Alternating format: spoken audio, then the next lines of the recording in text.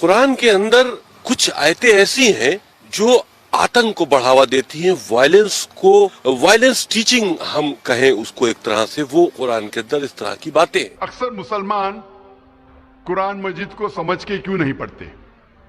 سب سے عام بہانہ جو مسلمان دیتے ہیں قرآن مجید کو نہیں سمجھ کے پڑھنے کا، وہ یہ ہے کہ ہم عربی زبان نہیں جانتے۔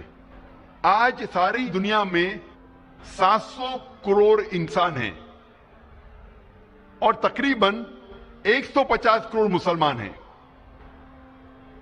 یعنی 20% سے زیادہ، 20 سے 25% ساری دنیا میں سارے انسانوں میں سے مسلمان ہیں، اور عرب صرف مسلمانوں میں 15% ہے، اور چند اور لوگ ہیں، چند فیصد مسلمان ہیں جو عرب نہ ہونے کے باوجود عربی زبان جانتے ہیں۔ آج دنیا میں تقریباً 25 کروڑ مسلمان عربی جانتے ہیں۔ 150 کروڑ میں سے 25 کروڑ مسلمان عربی جانتے ہیں۔ 80% سے زیادہ مسلمان عربی نہیں جانتے۔ جب بھی کوئی انسان پیدا ہوتا ہے وہ ماں کے پیٹ میں سے کوئی بھی زبان نہیں جان کے پیدا ہوتا ہے۔ وہ پیدا ہونے کے بعد سب سے پہلی زبان جو سیکھتا ہے وہ اپنی مادری زبان ہے، تاکہ وہ اپنے فیملی کے لوگ سے گفتگو کر سکے، ان کو سمجھ سکے۔ اس کے بعد وہ معاشرے کی زبان سیکھتا ہے تاکہ وہ ان کے ساتھ کمیونیکیٹ کر سکے، اور جب وہ اسکول یا کالج میں جاتا ہے تو جس زبان میں تعلیم حاصل کرتا ہے وہ زبان سیکھتا ہے۔ اکثر دنیا میں لوگ کم از کم 2 یا 3 زبان تو جانتے ہیں، کم از کم 2 یا 3 زبان جانتے ہیں۔ کچھ لوگ 4 یا 5 زبان جانتے ہیں، کچھ لوگ 6 یا 7، کچھ لوگ کو کہتے ہیں لنگوسٹ، بہت سارے زبان جانتے ہیں، لیکن اکثر کم از کم انسان 2 یا 3 زبان تو جانتا ہے۔ کیا یہ ضروری نہیں ہے کہ ہم وہ زبان بھی جانیں جس میں ہمارا آخری پیغام، ہمارے رب، ہمارے خالق نے آخری پیغام بھیجا؟ کیا وہ زبان ہمیں نہیں جاننا چاہیے؟ مجھے اس وقت یاد آ رہا ہے ڈاکٹر موریس بکیل کے بارے میں، اور میں اس کی مثال دینا چاہتا ہوں کہ ڈاکٹر موریس بکیل ایک مشہور سائنسدان اور ڈاکٹر تھے، اور انہیں ملا تھا French academy award in the field of medicine. اور ڈاکٹر موریس بکیل جو عیسائی تھے، انہیں چنا گیا تھا ریسرچ کے لیے ممی آف منپٹا کا۔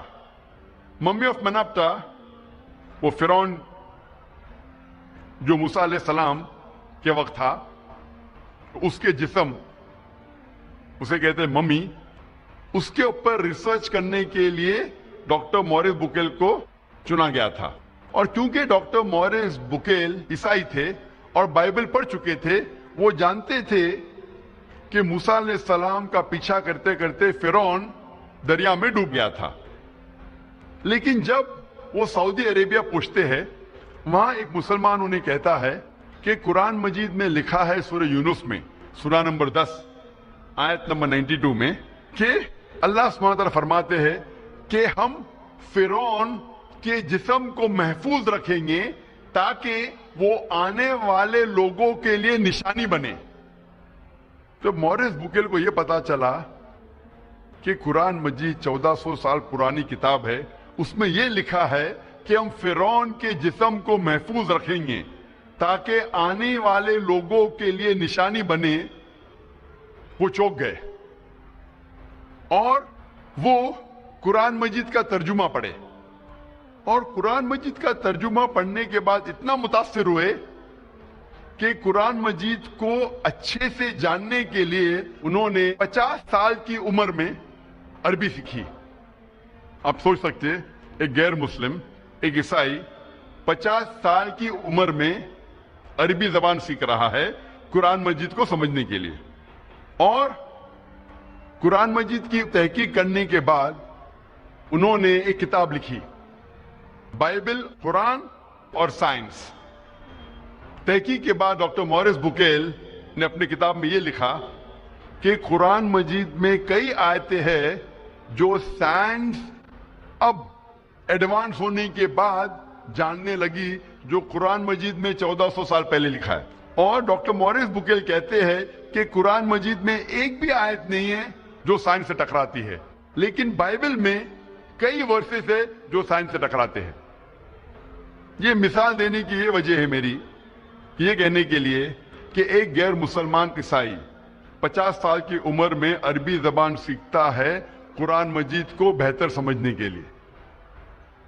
अल्हम्दुलिल्लाह कुछ साल बाद अल्लाह सुब्हान डॉक्टर मॉरिस बुकेल को हिदायत देते हैं, और अल्हम्दुलिल्लाह मरने के पहले डॉक्टर मॉरिस बुकेल ने इस्लाम कबूल किया था।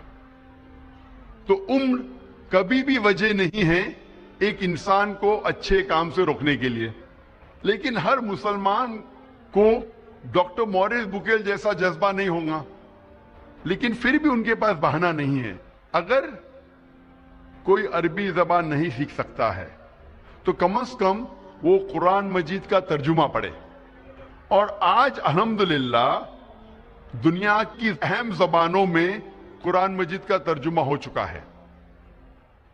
मौलाना अब्दुल मजीद दरियाबादी फरमाते हैं कि सारी दुनिया में सबसे मुश्किल किताब जिसका तर्जुमा किया जा सकता है वो है कुरान मजीद, क्योंकि कुरान मजीद की जबान आसमानी जबान है, अल्लाह सुब्हानहू व तआला की जबान है, और ये मोजिजा जबान है कि जबान आसमानी जबान है, अल्लाह सुब्हानहू व तआला की जबान है, और ये मोजिजा जबान है।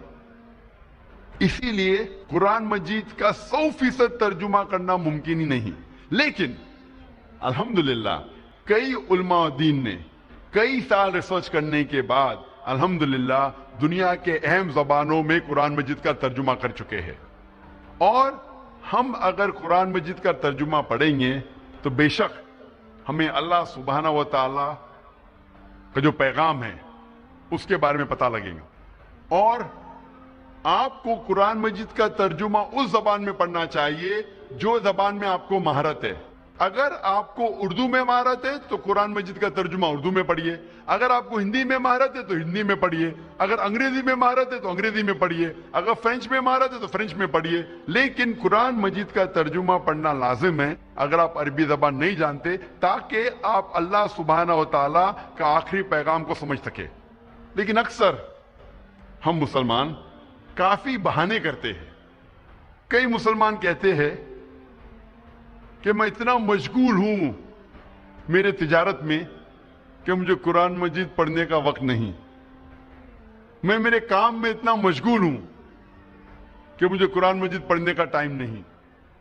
लोग अक्सर जो स्कूल और यूनिवर्सिटी जाते हैं, कॉलेजेस जाते हैं, अपनी जिंदगी में कई सालों तक सैकड़ों किताबें पढ़ते हैं और कई किताबें हिफ्ज कर लेते।